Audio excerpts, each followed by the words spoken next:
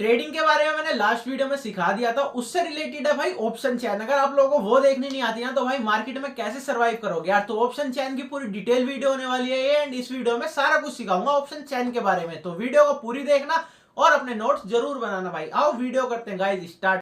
Guys, अगर आप F&O trading करते हैं तो आपको अभी तक इस बारे में पता चल गया होगा कि फाइनल बजट 2024 में गवर्नमेंट ने एसटीटी यानी कि सिक्योरिटीज ट्रांजैक्शन टैक्स को 60% से बढ़ा दिया है।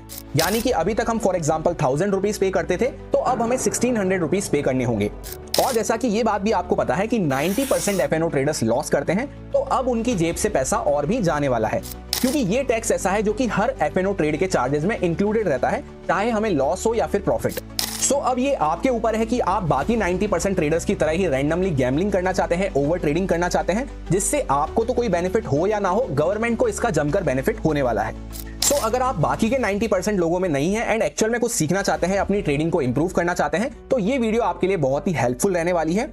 इस वीडियो में हम डिस्कस करने वाले हैं ऑप्शन चेन को कैसे रीड किया जाता है और उसका प्रैक्टिकल यूज क्या रहता है। जैसा कि जब आप YouTube पे सर्च करेंगे ऑप्शन चेन तो आपको हजारों वीडियो मिल जाएगी जो आपको ऑप्शन चेन रीड करना सिखा देंगी, मुझसे भी बेटर तरीके से।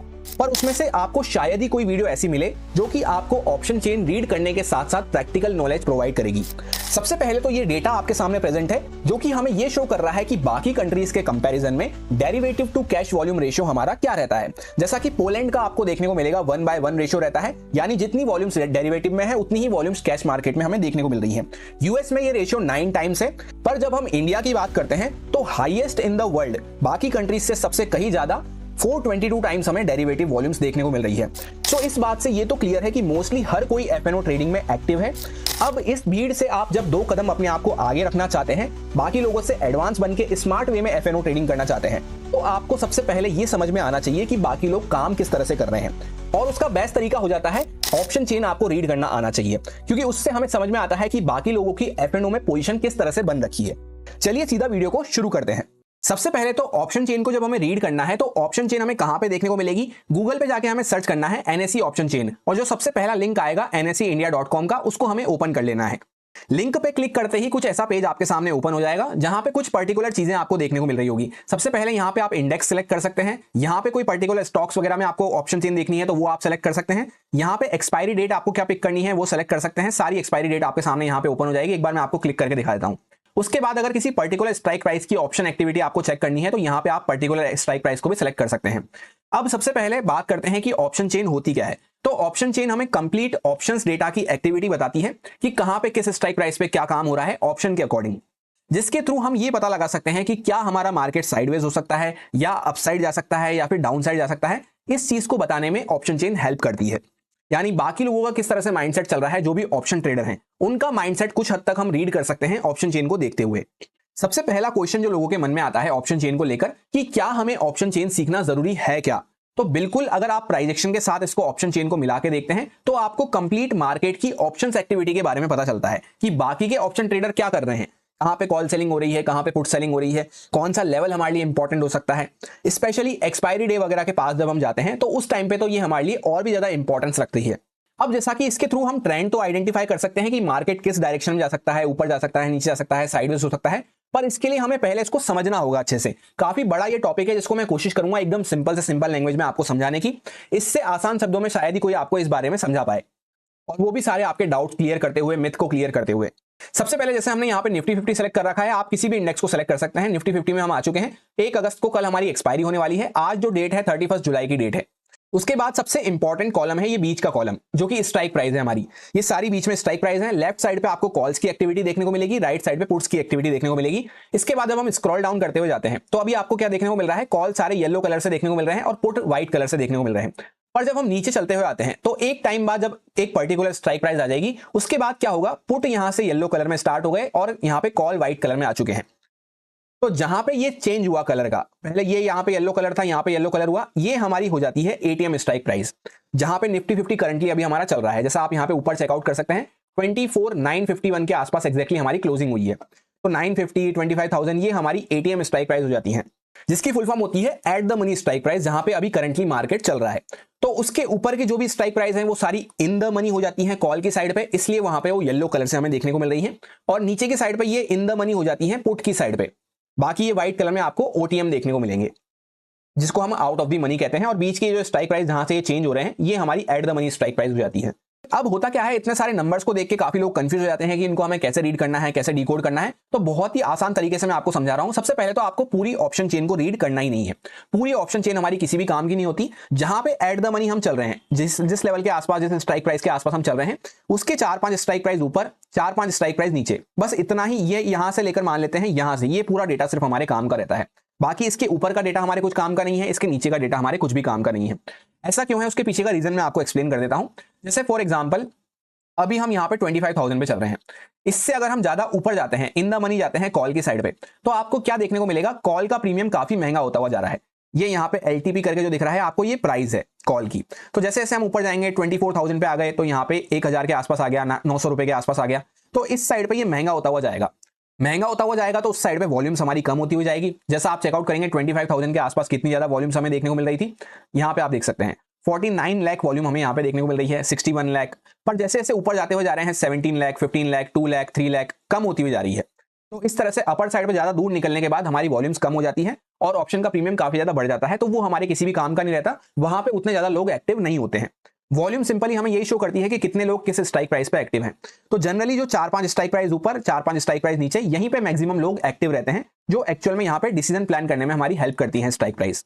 इसके ऊपर ज्यादा लोग एक्टिव नहीं होते। और इसके नीचे वाली जो है, इसमें आपको वॉल्यूम्स तो काफी हैवी देखने को मिलेगी।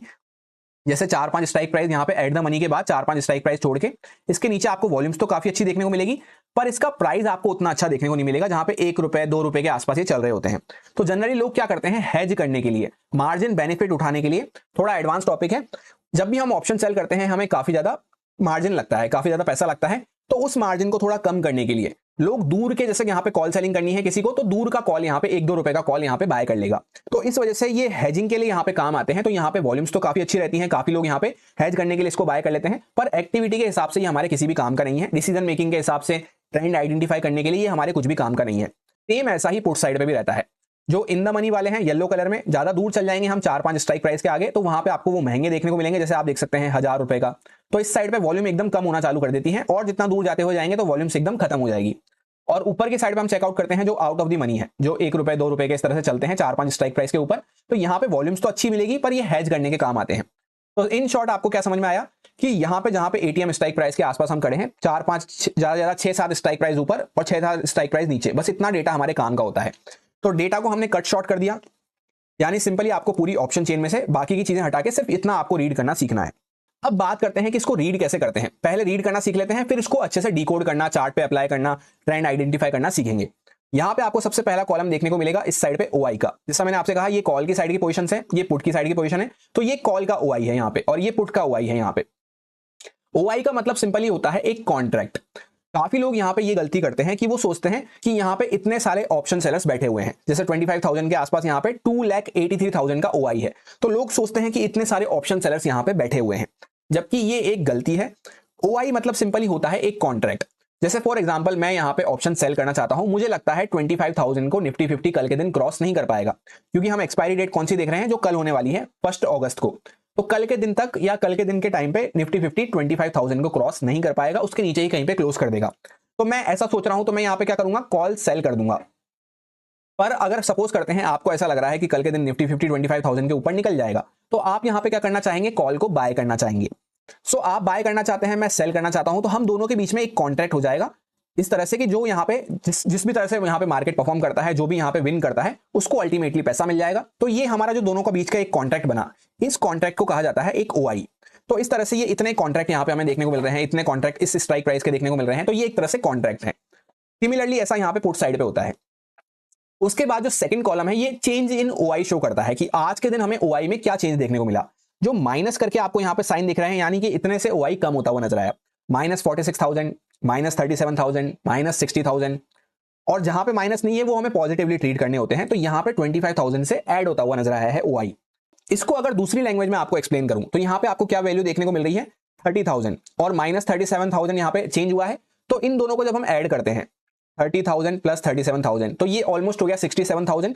तो कल के दिन जो बीता हुआ कल था, वहां पे ये 67,000 का हमें ओआई देखने को मिल रहा होगा यहाँ पे, जिसमें से आज के दिन -37,000 होके ये 30,000 ही बचा हुआ है। तो इस तरह से हम इसको समझ सकते हैं।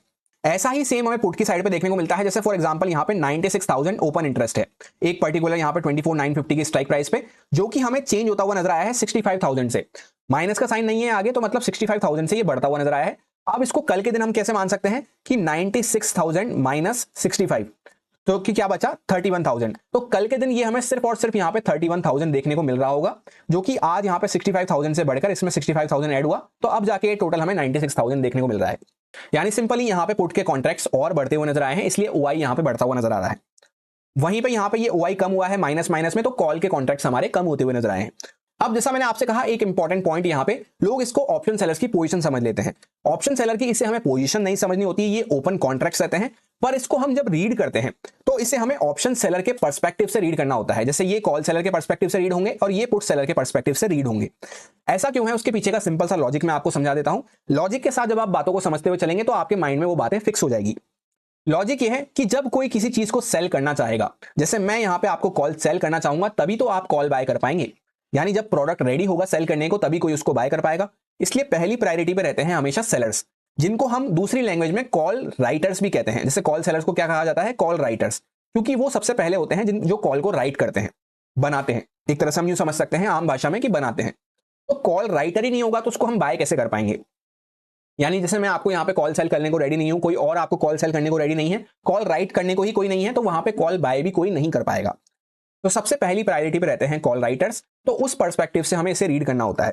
सो इसीलिए इस पर्टिकुलर स्ट्राइक प्राइस में यहाँ पे 1,08,000 ओपन कॉन्ट्रैक्ट्स खड़े हुए हैं कॉल की साइड पे, और 96,000 यहाँ पे पुट के ओपन कॉन्ट्रैक्ट्स खड़े हुए हैं।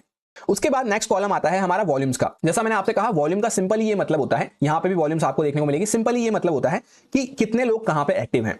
ज्यादा वॉल्यूम से मतलब ज्यादा लोग एक्टिव हैं, कम वॉल्यूम से मतलब कम लोग एक्टिव हैं, उससे ज्यादा उसका कोई मतलब नहीं है। बस हमें 4-5 स्ट्राइक प्राइस ये ऊपर और 4-5 स्ट्राइक प्राइस नीचे, यहाँ पे जो हमारी वॉल्यूम्स है ये हमारी वॉल्यूम्स काम की रहती हैं बस, इसलिए ये स्ट्राइक प्राइस को बस यहाँ से लेकर यहाँ तक हमें देखना होता है। उसके बाद नेक्स्ट कॉलम आता है आईवी का।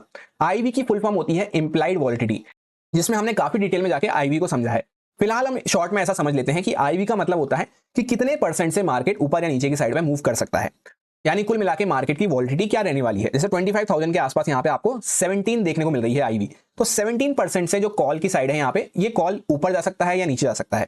यानी कॉल का ऑप्शन 17% से बढ़ सकता है या गिर सकता है, ये चीज हमें आईवी शो करती है। उसके बाद जो एलटीपी वाला कॉलम है, यहाँ पे भी एलटीपी वाला कॉलम आपको देखने को मिलेगा। ये सिंपली इसका फुल फॉर्म होता है लास्ट ट्रेडेड प्राइस, यानी अभी करंटली जो लास्ट प्राइस चल रही है वो क्या चल रही है उस पर्टिकुलर ऑप्शन की। 25,000 का कॉल आपको यहाँ पे 73 रुपीज का देखने को मिल रहा होगा, और इसमें कितना चेंज होता हुआ नजर आया है प्राइस में, ये हमें यहाँ पे चेंज शो करता है। यानी ये 25 से बढ़ता हुआ नजर आया है 25 पॉइंट से आज के दिन पे, और ये यहाँ पे -68 यानी 68 पॉइंट से गिरती हुई नजर आई है। इसके बाद के जो 4 कॉलम है, बिड क्वांटिटी, बिड आस्क और आस्क क्वांटिटी, सेम यहाँ पे ये 4 कॉलम आपको यहाँ पे देखने को मिलेंगे। इनका उतना ज्यादा कोई काम नहीं रहता, ये सिंपली हमें डिमांड और सप्लाई शो करते हैं कि कितनी क्वांटिटी में लोग बिड लगा रहे हैं, किस प्राइस पे लगा रहे हैं। सिमिलरली कितनी क्वांटिटी में लोग बेचने को रेडी हैं, कितनी क्वांटिटी में लोग खरीदने को रेडी हैं, वो ये चारों चीजें हमें शो करती है। तो ये उतने काम की नहीं रहती। सबसे मेन जो हमारे काम आती है, सबसे पहले तो स्ट्राइक प्राइस, उसके बाद ओपन इंटरेस्ट और चेंज इन ओपन इंटरेस्ट, फिर इसके बाद अगर कुछ काम आता है तो वो एलटीपी और ये एलटीपी का चेंज। बाकी इतना ज्यादा कुछ भी हमारे काम नहीं आता है। उसके बाद जो नेक्स्ट चीज हमारे काम आती है वो आती है पूरा, जब हम स्क्रॉल करके एकदम नीचे लोअर पार्ट पे आ जाएंगे, यहाँ पे टोटल कॉल का ओपन इंटरेस्ट आपको देखने को मिल रहा होगा, और यहाँ पे टोटल पुट का ओपन इंटरेस्ट आपको देखने को मिल रहा होगा, और वॉल्यूम्स का भी टोटल आपको देखने को मिल रहा होगा। तो ये चीज हमारे एक काम आती है। जैसे आपको क्या देखने को मिलेगा, 42 लाख के आसपास कॉल का ओपन इंटरेस्ट देखने को मिल रहा है, 50 लाख के आसपास पुट का ओपन इंटरेस्ट देखने को मिल रहा है। यानी कहीं ना कहीं पे पुट राइटर्स ज्यादा एक्टिव होते हुए नजर आ रहे हैं। ये बात को हमें ये शो करता है, क्योंकि दोनों में अच्छा खासा डिफरेंस हमें देखने को मिल रहा है। अगर ये आसपास ही होता, जैसे यहाँ पे 42 है तो यहाँ पे 45, 43 आसपास रहता तो हमें ज्यादा डिफरेंस नहीं होता, पर अभी काफी अच्छा डिफरेंस हमें देखने को मिल रहा है। तो यहाँ पे पुट राइटर्स अभी अच्छे से डोमिनेट करते हुए नजर आ रहे हैं। सिर्फ इतना हमें ये रीड करने के लिए जरूरी होती है इंफॉर्मेशन। अब ये तो हो गया रीड वाला पार्ट, इसको हम डिकोड कैसे कर सकते हैं, ट्रेंड आइडेंटिफाई करने में यूज कैसे ले सकते हैं, वो हम एक लेवल ऊपर जाके अब सीखने वाले हैं। ये हमने सारा बेसिक डिस्कस करा है। इतना आपको कोई भी सिखा देगा, ये इसकी आपको हजारों वीडियोस मिल जाएगी, इतना तो आपको कोई भी बता देगा। हो सकता है इससे भी आसान शब्दों में, पर जो आगे की बात रहने वाली है, आगे की प्रैक्टिकल इंफॉर्मेशन रहने वाली है, एक्सपीरियंस रहने वाला है, वो आपको हो सकता है शायद ही कोई प्रोवाइड करवा पाए। अब फॉर एग्जांपल कल निफ्टी 50 की एक्सपायरी होने वाली है, इसके लिए हम ऑप्शन चेन को रीड करना सीखते हैं। तो सबसे पहले तो हमें चार्ट पे आके प्राइस एक्शन को रीड करना है। तो प्राइस एक्शन हमें क्या बोल रहा है कि एक नीचे से अच्छा मोमेंटम हुआ, एक्जैक्टली 25,000 के लेवल के आसपास जाके हमने रेजिस्टेंस लिया, सेलिंग में गए, धीरे धीरे करता हुआ मार्केट ऊपर की साइड पे गया। अभी यहाँ पे मार्केट 25,000 के नीचे ही होल्ड कर रहा है। तो 25,000 एक तो पहले भी यहाँ पे साइकोलॉजिकल लेवल है, ऑल टाइम हाई का भी लेवल है, और तीसरा यहीं पे मार्केट इसको ब्रेकआउट करेगा, इसके ऊपर सस्टेन करेगा, तभी अपसाइड का नेक्स्ट मोमेंटम हमें मिल पाएगा। तो ये बातें हमारी क्लियर हो गई, प्राइस एक्शन को हमने देख लिया। उसके बाद हमें आना है ऑप्शन चेन पे। अब यहाँ पे हमें क्या देखना है कि सबसे पहले तो कॉल का ओआई वर्सेस पुट का ओआई, दोनों में डिफरेंस क्या है। यानी सबसे पहले तो आपको कॉल का ओआई और पुट का ओआई कंपेयर करना है कि किस साइड पे आपको ओआई ज्यादा देखने को मिल रहा है। तो जैसा मैंने आपको एक तरीका बताया, सबसे पहले आप नीचे आके यहाँ पे टोटल ओआई को चेकआउट कर सकते हैं, जो कि आपको देखने को मिलेगा कॉल की साइड पे हमें ओआई थोड़ा कम देखने को मिल रहा है, जो कि 42 लाख के आसपास है, और ये 50 लाख के आसपास हमें पुट की साइड पे देखने को मिल रहा है। यानी कि नीचे से पुट राइटर्स काफी ज्यादा डोमिनेट करते हुए नजर आ रहे हैं as compare to call writers. अब उसके बाद हमें यहाँ पे स्ट्राइक प्राइस के आसपास आ जाना है, एटीएम स्ट्राइक प्राइस के आसपास, जहां पे अभी हम खड़े हुए हैं। तो यहाँ पे भी आपको क्या देखने को मिलेगा कि जैसे ये 25,000 के आसपास अभी हम रेजिस्टेंस लेके खड़े हुए हैं, जहां पे ऑल टाइम हाई हमारा लगा हुआ है। यहाँ पे भी आपको देखने को मिलेगा कॉल की साइड पे जो ओआई है वो डिक्रीज होता हुआ हमें नजर आया है, -20,000 आपको देखने को मिलेगा। यानी आज के दिन पे सिंपली 20,000 कॉन्ट्रैक्ट यहाँ पे गायब होते हुए नजर आए हैं, उस वजह से यहाँ पे कॉल राइटर्स कम होते हुए नजर आ रहे हैं। इसी तरह से ऊपर भी कई जगह पे यहाँ पे हमें माइनस में देखने को मिल रहे हैं फिगर, 46,000 माइनस, -37,000। तो कॉल की साइड पे लोग भागना चालू किए हैं। यानी ये चीज हमें शो करती है कि कहीं ना कहीं कॉल सेलर्स के मन में डर बढ़ रहा है। अब वो किसी भी रीजन से हो सकता है, कोई न्यूज आने वाली हो, कोई सेंटीमेंट की वजह से हो, कोई प्राइस के चलते हो, किसी भी XYZ रीजन से, क्योंकि बहुत सारी बातें ऐसी होती हैं जो हमें पता नहीं होती हैं, पर ऑपरेटर वगैरह को, बड़े जो कॉल सेलर्स वगैरह होते हैं उनको पता होती है। तो कुछ ना कुछ उनको खतरा लगा है, इसीलिए उन्होंने यहाँ से अपनी पोजीशन एग्जिट लेना चालू करी है। वहीं पे अगर हम पुट साइड को चेकआउट करते हैं तो यहाँ पे पहली बात तो कोई भी एग्जिट लेता हुआ नजर नहीं आया, कोई यहाँ पे डिक्रीज हमें देखने को नहीं मिल रहा, माइनस में कोई भी फिगर नहीं है चेंज इन ओआई में, और टोटल ओआई भी हमें ऑलमोस्ट यहाँ पे ज्यादा ही देखने को मिल रहा है, कॉल ओआई से हमें ज्यादा ही देखने को मिल रहा है पुट की साइड का ओआई। तो ये सारी बातें हमें क्या शो करती हैं कि अगर मार्केट जैसे यहाँ से ब्रेकआउट करना चालू करता है, फॉर एग्जांपल जैसे मार्केट यहीं कहीं पे खुलता है, अगर 25,000 वगैरह को ब्रेकआउट करना चालू करता है तो नीचे से और पुट राइटर्स यहाँ पे ऐड होते हुए जाएंगे। फिर मार्केट अगर अपसाइड पे जाता है तो जो भी कॉल सेलर्स बच रहे हैं वो कवर करते हैं, तो एक अपसाइड पे मोमेंटम हमें मिल सकता है। यानी कि मार्केट बाइंग साइड में अच्छा दिख रहा है, यहाँ पे संभावना है मार्केट की कि कॉल सेलर्स भागना चालू करें हैं, तो और भी अगर कॉल सेलर्स भागते हैं तो मार्केट थोड़ा सा और अपसाइड में मोमेंटम दे सकता है।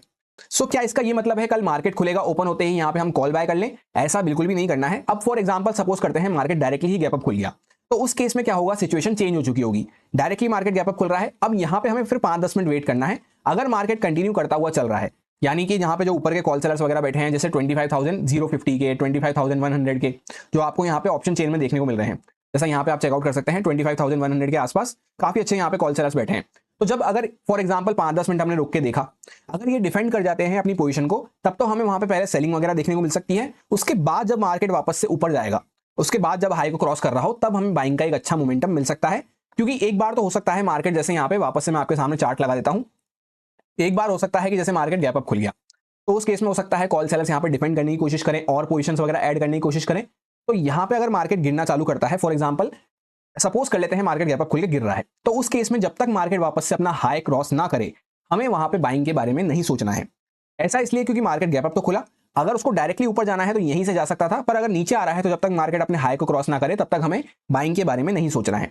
वहीं पे सपोज करते हैं कि मार्केट डायरेक्टली गैप डाउन खुल गया, तो गैप डाउन में हमने क्या देखा, पुट राइटर्स काफी अच्छे से होल्ड करते हुए नजर आ रहे हैं। एक बार वापस से मैं आपको ऑप्शन चेन दिखा देता हूं। जैसा यहाँ पे पुट की साइड पे आप देखेंगे 25,000 पे भी काफी अच्छी यहाँ पे पुट राइटिंग हुई है। उसके नीचे भी आप देखेंगे तो हर लेवल के आसपास 900 के आसपास इंपॉर्टेंट सपोर्ट है, फिर वापस से 800 के आसपास इंपॉर्टेंट सपोर्ट है। तो सब लेवल के आसपास इंपॉर्टेंट सपोर्ट है, और कहीं ना कहीं ओआई यहाँ पे बढ़ता हुआ ही नजर आया है काफी अच्छे से आज के दिन पे। तो हमें ये शो हो रहा है कि यहाँ पे काफी अच्छा सपोर्ट देखने को मिल रहा है। तो फॉर एग्जांपल अगर मार्केट डायरेक्टली गैप डाउन भी खुल जाता है, फर्स्ट टिक के साथ ही मार्केट ऊपर आ रहा है, तो हम यहाँ पे थोड़ी देर वेट कर सकते हैं इसके बीच में, पर अल्टीमेटली अगर मार्केट यहाँ पे रुक के वापस से ब्रेकआउट वगैरह करता है तो बाइंग साइड पे ही हमारा प्लान रहना चाहिए। क्योंकि वैसे भी बड़े गैप अप गैप डाउन के केस में क्या होता है, 5-10 मिनट में वेट करना होता है कि वहां पे बाकी पार्टी किस तरह से रिएक्ट कर रही है। जैसे फॉर एग्जांपल पुट राइटर्स यहाँ पे डिफेंड करने आते हैं या फिर रखी हुई पोजीशन को स्क्वायर ऑफ करते हैं। इस चीज के लिए मैं आपसे हमेशा कहता हूं कि बड़े गैप अप गैप डाउन में 5-10 मिनट में वेट करना चाहिए। जो भी लोग डेली एनालिसिस को देखते हैं, फॉलो करते हैं, उनको ये बात याद होगी कि जब भी हम बड़ा gap up gap down discuss करते हैं तो 5-10 मिनट यहाँ पे वेट करने की बात करते हैं।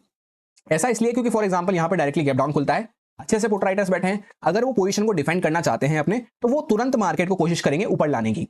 पर अगर मार्केट ऊपर नहीं आ रहा है, थोड़ा यहीं पे होल्ड कर रहा है, फिर अगर ब्रेकडाउन वगैरह करता है, तब उनको अपनी पोजीशन, बची हुई पोजीशन स्क्वायर ऑफ करनी होगी, तब एक तेजी से हमें सेलिंग देखने को मिल सकती है। यानी गैप अप के केस में अगर सेलिंग हो रही है तो जब तक मार्केट हाई को क्रॉस ना करे हमें बाइंग नहीं करनी है। गैप डाउन के केस में अगर मार्केट डायरेक्टली सेलिंग में जा रहा है तब हम सेलिंग के लिए प्लान कर सकते हैं, पर अगर मार्केट ऊपर आ रहा है तो हमें वेट करना है, और फिर कहीं ना कहीं मार्केट यहाँ पे होल्ड करता है तो वो बाइंग में ही जाने वाला है। इस तरह से हमें प्लान एक डिसाइड करना होता है ये सारी बातों को कंसिडर करते हुए, ऑप्शन सेलर्स की पोजीशन को कंसिडर करते हुए, इस तरह से मैं आपके साथ एनालिसिस में डिस्कस करता रहता हूं। वहां पे मैं भले ही आपको ऑप्शन चेन शेयर नहीं करता, but back of the mind में सब चीजें ध्यान में रखते हुए ही आपके साथ एनालिसिस शेयर करता हूं। और फ्लैट के केस में तो कोई बात ही नहीं है। फ्लैट के केस में तो जहां हम खड़े हैं एग्जैक्टली वैसे की वैसे पोजीशंस रहेंगी लोगों की। उसके बाद अगर मार्केट निकलना चालू करता है, यहाँ पे कॉल राइटर्स स्क्वायर ऑफ करेंगे और पुट राइटर्स ऐड होते हुए जाएंगे, तो उस केस में तो एक बाइंग का मोमेंटम हमें मिल ही सकता है। सो इस तरह से चार्ट को देखते हुए हमें यहाँ पे ऑप्शन चेन को एनालिसिस करना होता है। ये एक बेसिक तरीका हो जाता है। इसके अलावा और भी कई एडवांस चीजें होती हैं जो हमें ध्यान रखनी होती हैं, जिसको हम आगे डिस्कस करेंगे। और कुछ इस वीडियो में रह जाता है तो आगे मैं एक एडवांस वीडियो आपके लिए बनाने की कोशिश करूंगा। फिलहाल आप स्टेप बाय स्टेप ABCD से करते हुए सारी चीजों को समझते हुए जाएं, जिससे कि आपके मन में कोई भी डाउट ना रहे और एकदम आपके कंसेप्ट एकदम क्लियर हो।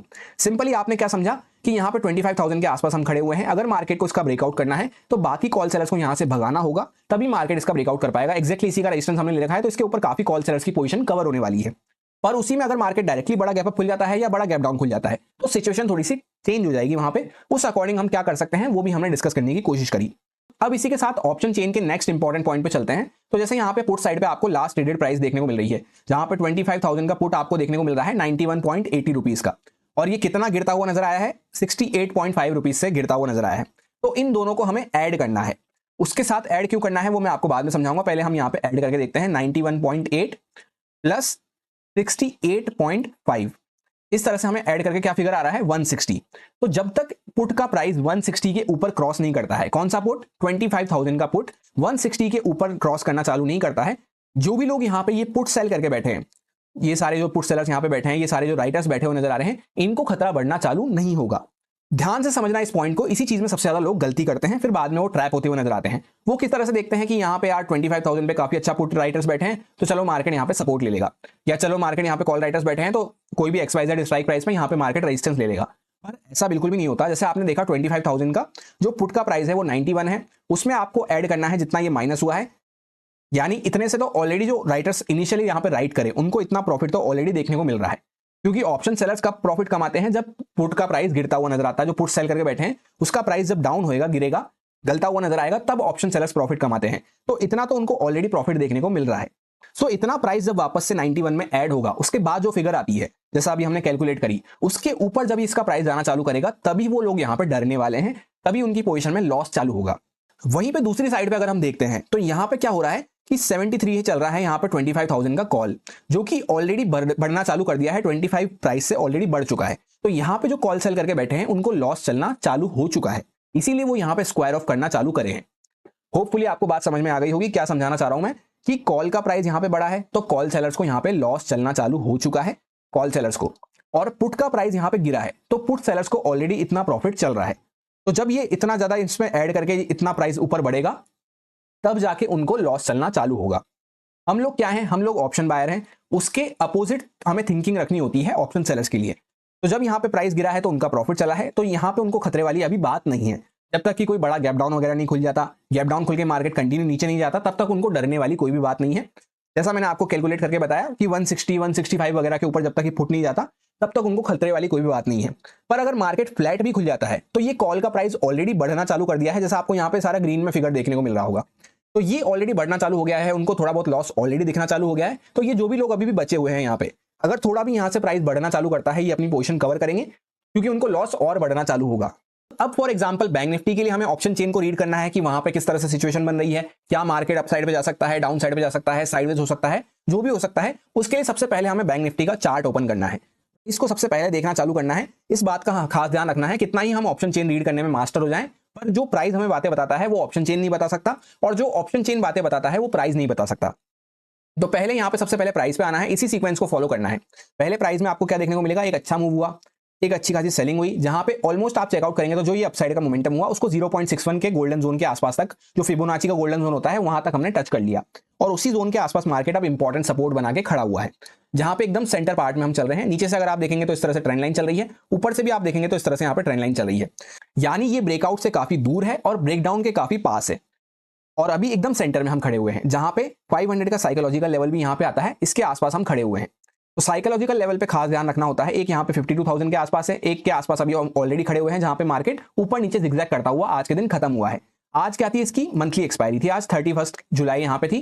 सारा ऑप्शन सेलर्स को यहाँ पे फायदा करवाता हुआ, सारे कॉल डीके हो गए, पुट डीके हो गए, 500 के भी सारे यहाँ पे मार्केट अच्छा खासा ऑप्शन सेलर को प्रॉफिट देता हुआ नजर आया। और अब एक्सपायरी यहाँ पे खत्म हो चुकी है। तो अब हमें क्या करना है, नेक्स्ट एक्सपायरी के लिए प्लान प्रिपेयर करना होगा कि नेक्स्ट एक्सपायरी किस तरह से रोल आउट हो सकती है, उस अकॉर्डिंग प्राइस एक्शन किस तरह से मूव कर सकता है। तो सबसे पहला डिफरेंस तो निफ्टी 50 से यहाँ पे हमें क्या देखने को मिला, निफ्टी 50 ब्रेकआउट के पास खड़ा हुआ है, जहां पे काफी स्ट्रांगली वो 25,000 के आसपास खड़ा हुआ है ब्रेकआउट करने को। ये कहीं ना कहीं ब्रेकआउट से काफी दूर है और उसी के साथ साथ ऑल टाइम हाई से तो हम बहुत दूर चल रहे हैं। निफ्टी 50 अपना ऑल टाइम हाई पे चल रहा है, अभी हम ऑल टाइम हाई से काफी दूर चल रहे हैं। इनफैक्ट इसका ऑल टाइम हाई तो और भी ऊपर है, जो कि यहाँ पे हमें 53,300 के आसपास देखने को मिल रहा है। तो वहां से तो हम बहुत ही दूर हैं और अभी जो प्राइस एक्शन बन रहा है उसके भी करंटली हम ब्रेकआउट लेवल के काफी दूर चल रहे हैं। ये बात हमने समझ ली।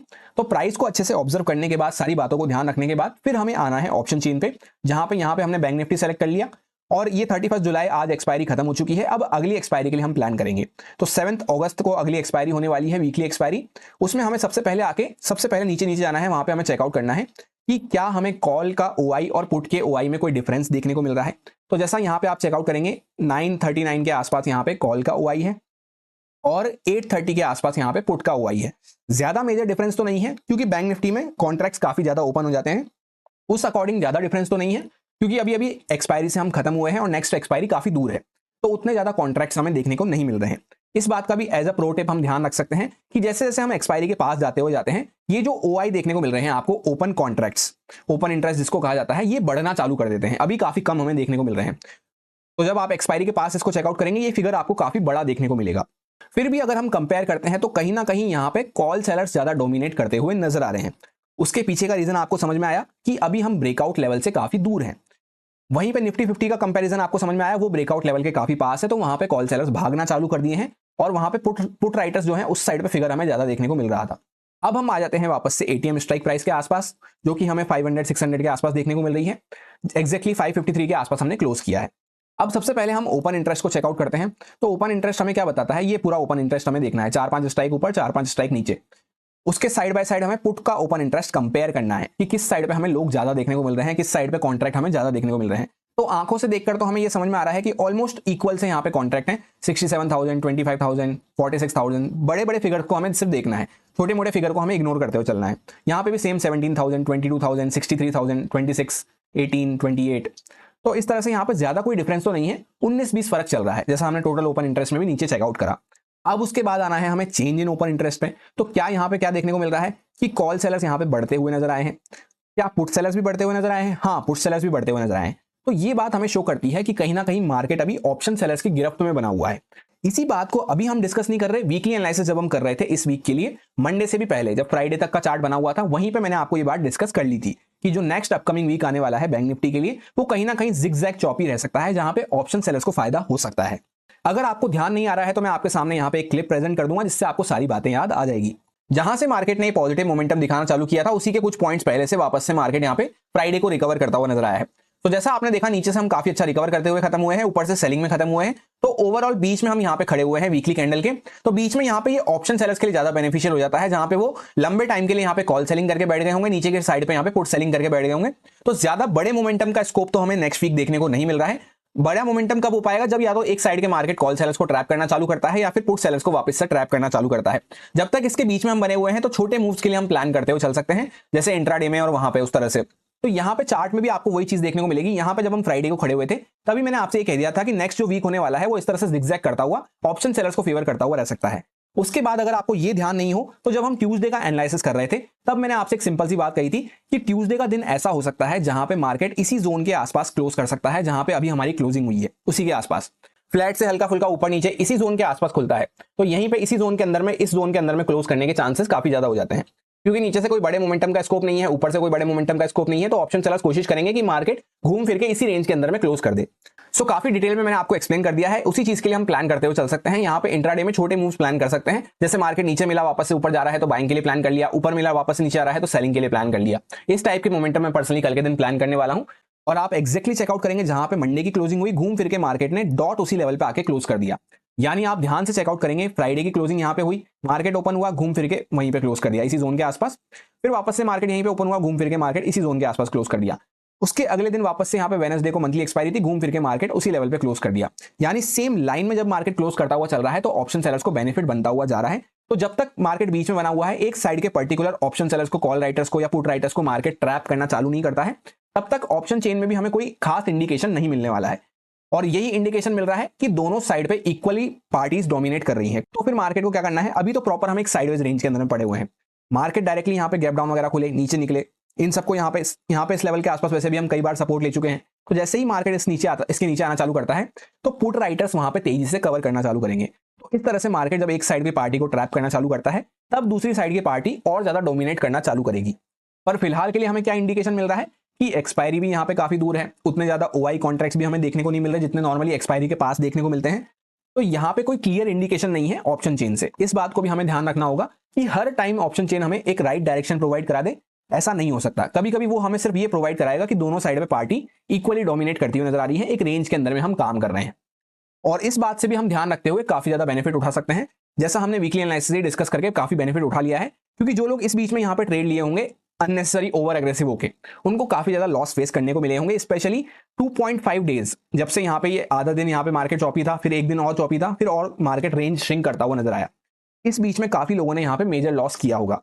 पर मैंने आपको काफी अच्छे से ऑप्शन सेलर्स के पर्सपेक्टिव से ये बात फ्राइडे को ही एक्सप्लेन कर दी थी। फ्राइडे तक का चार्ट बना हुआ था जब, उसके बाद जब हम संडे को वीकली एनालिसिस डिस्कस कर रहे थे कि नेक्स्ट वीक इस तरह से जिगजैग करता हुआ ऑप्शन सेलर्स को फेवर करता हुआ रह सकता है, जहां पे हम बड़े मूव प्लान करते हुए नहीं चल सकते, छोटे मूव इंट्राडे में प्लान कर सकते हैं। तो जिसने हमारा एनालिसिस देखा होगा वो भी काफी सेफ बना रहा होगा।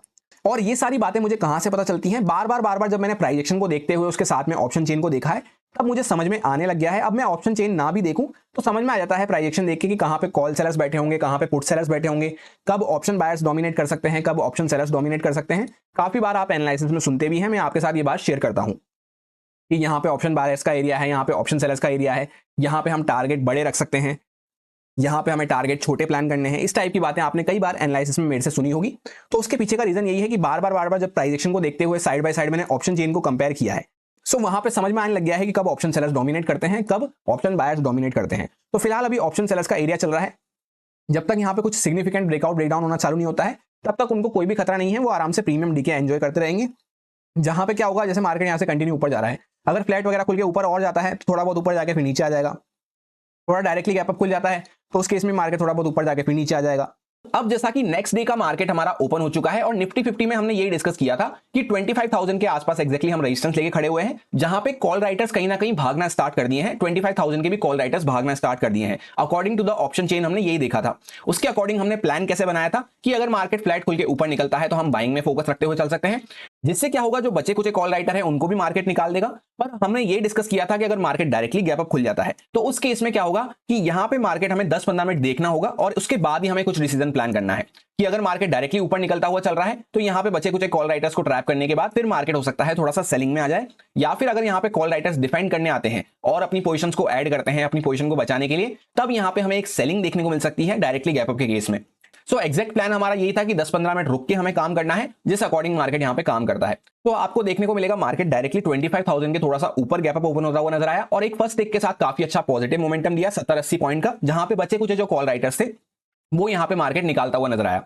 इनफैक्ट जो नेक्स्ट स्ट्राइक प्राइस थी 25,000 के बाद 25,050 की, उसके ऊपर तक भी मार्केट जाता हुआ नजर आया। सो यहां पे जिन कॉल राइटर्स को मार्केट को ट्रैप करना था उसने कर लिया। अब उसके बाद मार्केट यहां पे थोड़ा सा साइडवेज टू सेलिंग में बिहेव करता हुआ नजर आ रहा है, जहां पे एक्जैक्टली 25,000 का हम सपोर्ट ले रहे हैं। तो अब यहां पे आगे के लिए हम किस तरह से प्लान रख सकते हैं। सबसे पहले तो प्राइस एक्शन के अकॉर्डिंग हमें क्या दिख रहा है यहां पे लाइव मार्केट में कि मार्केट ने यहां पे एक बार कॉल राइटर्स को निकाल दिया है, उसके बाद मार्केट सेलिंग में आ रहा है। तो जब तक मार्केट वापस से इस हाई को क्रॉस नहीं करता है, अपने जो बचे हुए कॉल राइटर्स हैं या जो फ्रेश कॉल राइटिंग यहां पे होना चालू हुई होगी वो लोग यहां पे एग्जिट नहीं करेंगे, यानी ऑप्शन सेलर्स यहां पे एग्जिट नहीं करेंगे। तो कोई बाइंग का अच्छा मूव तो हमें इस लेवल के ऊपर ही मिल पाएगा, जहां पे अगर मार्केट वापस से इनको क्रॉस करता है तो जिन लोगों के मन में यहां पे अभी थोड़ा और डर बना हुआ है, जो लोग एग्जिट नहीं करे अभी तक, वो लोग भी यहां पे एग्जिट लेना चालू करेंगे। क्योंकि जो सबसे पहला मोमेंटम आता है उसमें वीक हैंड्स हटा देता है मार्केट, उसके बाद अगर वापस से निकल रहा है उनको होप देके कि थोड़ा बहुत सेलिंग में जाऊंगा, एवरेज कर लो, लोगों ने यहां पे एवरेज कर लिया होगा, उसके बाद भी अगर मार्केट वापस से ऊपर जा रहा है तब वो कहीं ना कहीं अपनी पोजीशन से एग्जिट लेना चालू करते हैं डिफेंड करने की बजाय। अभी पहले मार्केट यहां से यहां तक आया डायरेक्टली तो उसमें उन्होंने डिफेंड करने की कोशिश करी होगी, पर अगर वापस से निकलता है तो यहां पे तब जाके हमें बाइंग में एक अच्छा मोमेंटम मिल सकता है। वहीं पे जैसे मार्केट एक्जैक्टली 25,000 के आसपास यहां पे सपोर्ट ले रहा है तो हाई चांसेस हो जाते हैं कि मार्केट घूम फिर के यहीं कहीं पे इसी जोन में क्लोज कर सकता है। सेलिंग साइड पे भी कोई अच्छा मोमेंटम ज्यादा हमें नहीं मिल पाएगा। इस अकॉर्डिंग यहां पे हमें काम करते हुए चलना है। ऐसा इसलिए है क्योंकि जब भी बीच में राउंड नंबर लेवल आता है एक्सपायरी डे पे या तो मार्केट इसका अच्छे से ब्रेकआउट ब्रेकडाउन करे तभी एक अच्छा मोमेंटम मिलता है, अदरवाइज मार्केट इससे चिपक के खड़ा हुआ है, यहीं पे ऊपर नीचे कैंडल्स बना रहा है, तो फिर कहीं ना कहीं पे वो साइडवेज एक्सपायरी होने वाली है, जहां पे प्रीमियम ईटिंग का काम चलने वाला है। ऊपर से कॉल सेलिंग करके यहाँ पे कॉल के प्रीमियम खा लिए जाएंगे, नीचे से पुट सेलिंग करके पुट के प्रीमियम खा लिए जाएंगे। तो इस तरह से यहाँ पे काम चलता है। अब एक बार हम चलते हैं ऑप्शन चेन पे। अब जैसा कि निफ्टी 50 की ऑप्शन चेन हमने खोल रही है, आज की यहाँ पे एक्सपायरी को हम चेकआउट कर रहे हैं। तो सबसे पहले तो हमें एकदम नीचे चले जाना है, जहां पे टोटल कॉल का ओपन इंटरेस्ट और पुट का ओपन इंटरेस्ट हम कंपेयर करेंगे, जहां पे आपको देखने को मिलेगा 92 लाख यहाँ पे है और 93 लाख यहाँ पे है, जिसमें ज्यादा कोई डिफरेंस नहीं है, ऑलमोस्ट सेम यहाँ पे चल रहे हैं। तो ज्यादा डिफरेंस नहीं है, तो ये शो करता है कि मार्केट थोड़ा साइडवेज बिहेव करता हुआ नजर आ रहा है और साइडवेज रहने की संभावना ज्यादा बढ़ जाती है। और इसके पीछे का रीजन भी मैंने आपको समझाया है कि 25,000 से एकदम चिपक के अभी हम खड़े हुए हैं, तो इसी के ऊपर नीचे करते हुए मार्केट थोड़ा सा प्रीमियम मीटिंग का काम यहाँ पे कर सकता है। जहां पे आप देखेंगे तो यहाँ पे जो ऑप्शन चेन है उसमें काफी चेंजेस हमें देखने को मिले हैं, काफी पोजीशंस यहाँ पे ऐड होती हुई नजर आई है। तो जैसा मैंने आपको एक पॉइंट शेयर किया था कि जैसे हम नियर टू एक्सपायरी जाते जाते हैं और एक्सपायरी का दिन आ जाता है, वहां पे काफी लोग यहाँ पे ओपन कॉन्ट्रैक्ट्स अपने चालू कर देते हैं, ओआई बढ़ जाता है यहाँ पे, तो ओआई आपको काफी ज्यादा बढ़ता हुआ नजर आएगा। सेम ऐसा यहाँ पे पुट की साइड में भी आपको देखने को मिलेगा, 10-10 लाख का यहाँ पे ओआई बढ़ता हुआ नजर आया है, टोटल 11 लाख पहुंच चुका है। सो अगर दोनों साइड को हम कंपेयर करते हैं तो दोनों साइड पे इक्वल फाइट चल रही है, काफी अच्छे से दोनों पार्टीज डोमिनेट करती हुई नजर आ रही हैं। 10 लाख का यहाँ पे ओआई, यहाँ पे 11 लाख का, इस तरह से यहाँ पे काफी अच्छे ओआई हमें देखने को मिल रहे हैं, जो कि ये इंडिकेट करते हैं कि मार्केट मोस्टली साइडवेज बिहेव करता हुआ खत्म हो जाएगा। ज्यादा कोई बड़े मोमेंटम का स्कोप अभी तक ऑप्शन चेन से हमें देखने को नहीं मिल रहा है। अब जैसा कि मार्केट क्लोजिंग का टाइम हमारा आ चुका है, 3 PM के आसपास का टाइम यहाँ पे हो रहा है, एक्जैक्टली 254 के आसपास का, नीचे आप यहाँ पे चेकआउट कर सकते हैं। जहां पे मॉर्निंग में निफ्टी 50 में हमने ये डिस्कस किया था, जब इस कैंडल के आसपास एक्जैक्टली हम चल रहे थे, कि यहाँ पे मार्केट 25,000 के लेवल के आसपास ही चिपक के पूरा खत्म हो सकता है, जहां पे ऊपर से ये कॉल सेलर्स बैठ चुके हैं वापस से और नीचे से पुट सेलर्स ऑलरेडी काफी अच्छे से डोमिनेट करते हुए नजर आ रहे हैं। तो एक बार जिन कॉल सेलर्स को मार्केट में निकालना था उनको निकाल दिया है। उसके बाद जब मार्केट नीचे आया है, तो जब तक मार्केट अपना हाई क्रॉस नहीं करता है वापस से जाके, हमें यहाँ पे बाइंग साइड पे फोकस नहीं रखना है। यही बात को हमने डिस्कस किया था और एक्जैक्टली आप देखेंगे कट कॉपी पेस्ट मार्केट 25,000 के लेवल से चिपक के ऊपर नीचे जिगजैग करता हुआ नजर आ रहा है, जहां पे एज एन ऑप्शन बायर कोई भी खास अपॉर्चुनिटी हमें यहाँ पे देखने को नहीं मिल रही है और मार्केट पूरा यहाँ पे क्लोजिंग टाइम के आसपास आ चुका है और इसी के लेवल के आसपास मार्केट चिपक के खत्म होने वाला है, जहां पे कॉल सेलर्स को बेनिफिट हो जाएगा, पुट सेलर्स को बेनिफिट हो जाएगा। अब ऐसा होने के पीछे आपको रीजन समझ में आया कि हमने ऑप्शन चेन में क्या डिस्कस किया था। एक दिन पहले हमने देखा कि अगर मार्केट फ्लैट खुलता है तो ऊपर जा सकता है, कॉल राइटर्स भागना चालू कर दिए हैं, पर अगर मार्केट डायरेक्टली गैप अप खुल जाता है तो उस केस में 10-15 मिनट हमें रुकना है। अगर मार्केट वहां पे थोड़ा बहुत ऊपर जाके बचे कुछ कॉल सेलर्स को निकाल के फिर अगर सेलिंग में आ रहा है, तो जब तक मार्केट वापस अपना हाई क्रॉस ना करे हमें बाय नहीं करना है। फिर उसके बाद during the day live market में भी हमने ट्रैक करा ऑप्शन चेन के अकॉर्डिंग कि यहाँ पे ऊपर से वापस से कॉल सेलर्स बैठ चुके हैं, तो जब तक इस लेवल को क्रॉस नहीं करते बाइंग का सवाल नहीं बनता। नीचे से एक दिन पहले से हम देखते हुए आ रहे हैं कि पुट सेलर्स काफी अच्छे से डोमिनेट करते हुए नजर आ रहे हैं, पुट सेलर्स की क्वांटिटी काफी ज्यादा हमें देखने को मिल रही थी। दोबारा से अगर आपको याद नहीं है तो वीडियो में आप पीछे जाके रिपीट करके देख सकते हैं, पुट सेलर्स ऑलरेडी काफी अच्छे से डोमिनेट कर रहे थे। तो इस वजह से हमने इस कैंडल के आसपास जब हम चल रहे थे लाइव मार्केट में ये प्लान किया कि मार्केट इसी लेवल के आसपास जिगजैग करता हुआ रह सकता है, क्योंकि राउंड नंबर लेवल जब भी बीच में आते हैं तो काफी इंपॉर्टेंट हो जाते हैं।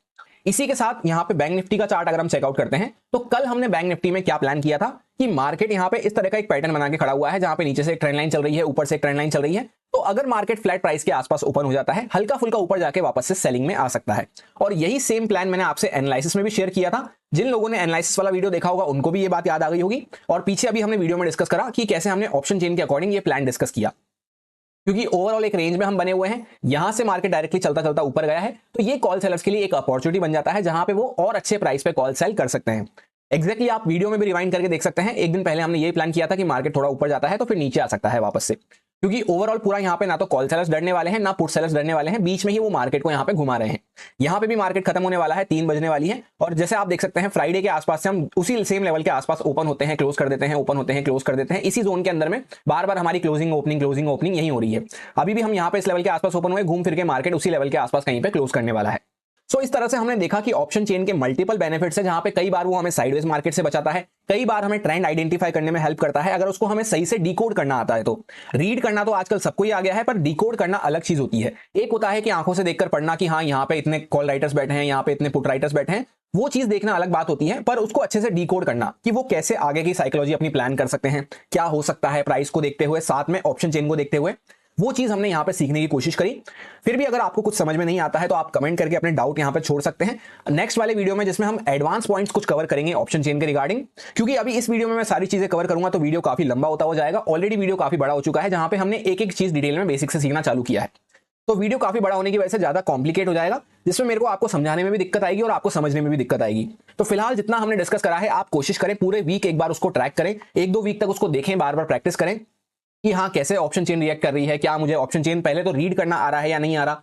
सबसे पहले रीड करना सीखना है, फिर उसके बाद डिकोड करना सीखना है प्राइस के साथ इनलाइन करके। सो ये एक तरह से आपका होमवर्क रहेगा, इसको आप करते हैं तो आपको पता चलेगा कि आपको कितना समझ में आया कितना नहीं आया। उसके बाद आप यहाँ पे कमेंट कर सकते हैं कि हाँ मेरे को ये पर्टिकुलर चीज समझ में नहीं आ रही। कमेंट्स में से मैं देख के जब एडवांस वाला इसका वर्जन बनाऊंगा वीडियो का, उसमें आपके जो भी क्वेरीज रहेंगे, कमेंट्स रहेंगे, उसको वापस से हम एक बार कवर कर लेंगे। सो आप में से बहुत लोग पूछ रहे थे ऑप्शन चेन एनालिसिस के बारे में, तो ये यहाँ पे हमने ऑप्शन चेन के बारे में काफी कुछ डिस्कस करा है। शायद ही कोई इतना प्रैक्टिकल जाके आपको ये सब चीजें सिखाएगा। और उसमें हमने लाइव एग्जांपल्स भी कई सारे देखे कि हमने प्लान करा पहले से और वैसा कुछ होता हुआ नजर आया, मार्केट वाज काइंड। तो होपफुली आपको वीडियो से कुछ ना कुछ इंपॉर्टेंट लर्निंग्स और सीखने को जरूर मिला होगा। आई होप गाइस वीडियो आप लोगों को पसंद आई होगी। अगर कोई भी डाउट है ऑप्शन चेन से रिलेटेड तो नीचे कमेंट जरूर करना। बाकी मिलता हूं आप लोगों से किसी और वीडियो में, जब तक के लिए जय श्री राम भाइयों।